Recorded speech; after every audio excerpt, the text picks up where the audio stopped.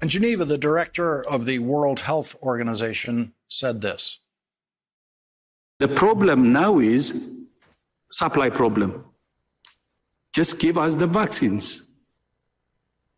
You know, some people were asking me about vaccine hesitancy in Africa.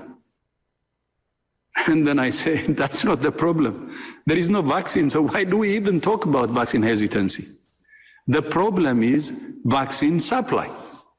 And even now, it's not the absorptive or the delivery problem that's a problem.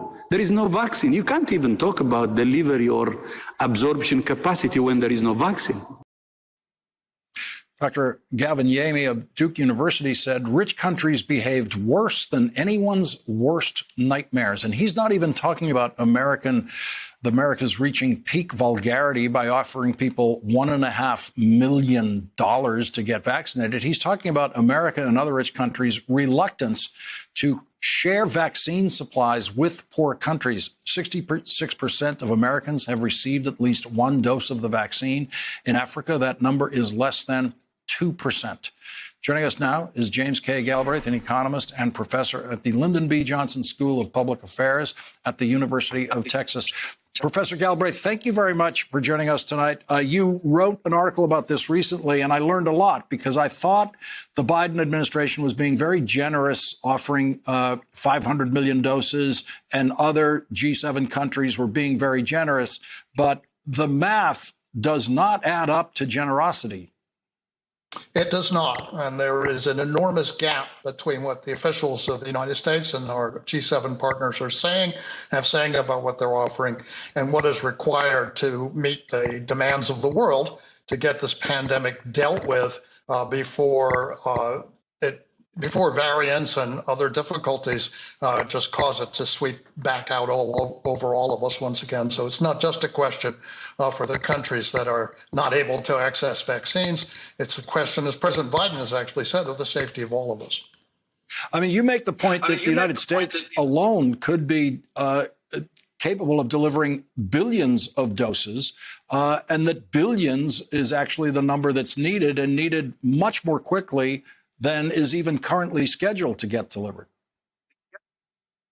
Right. According to figures I've seen, by the end of this year, the U.S. will have produced almost 4.7 billion doses, of which we only need, 700 million to cover our own population.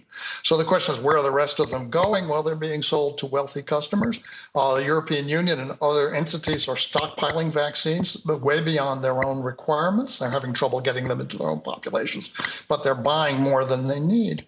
So there's a stockpile that could be distributed, and there's a vast capacity that could be mobilized. We are exporting very few vaccines at this point. China, in contrast, is already exporting about half of what it produces. So you can see the contrast. You can see where this is going.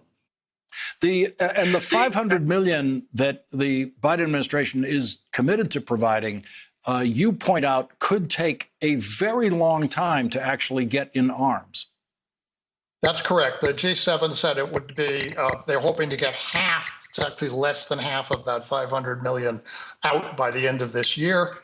So we're looking into next year before it all develops, before it all goes out. And that is a long time for a small number. 250 million people can be covered by that. And there are well over, let's say, 1.2 billion in Africa alone, whereas you just pointed out, only 2% of the population has access to vaccines so far. So we really are falling short. It's a huge moral failure, and it's going to turn into a huge political failure because we are in a kind of global competition over this. And we have the best vaccines, and yet we're seeing, and you're reporting on this, China and Russia jumping into the void that we and other countries have left. Right. The Russian vaccine reportedly is just about as good as any other that's on the market. The Chinese may or may not be somewhat less effective, but that's really not the point. I mean, once you have 70% effectiveness, you're going to get the pandemic to the point where the transmission rates fall and the pandemic eventually fades out. That's what you need to achieve. You can do that with a less efficient vaccine if you get them into arms fast enough. More efficient vaccines, obviously better, but people are not going to turn down the less efficient one because it will do the job eventually.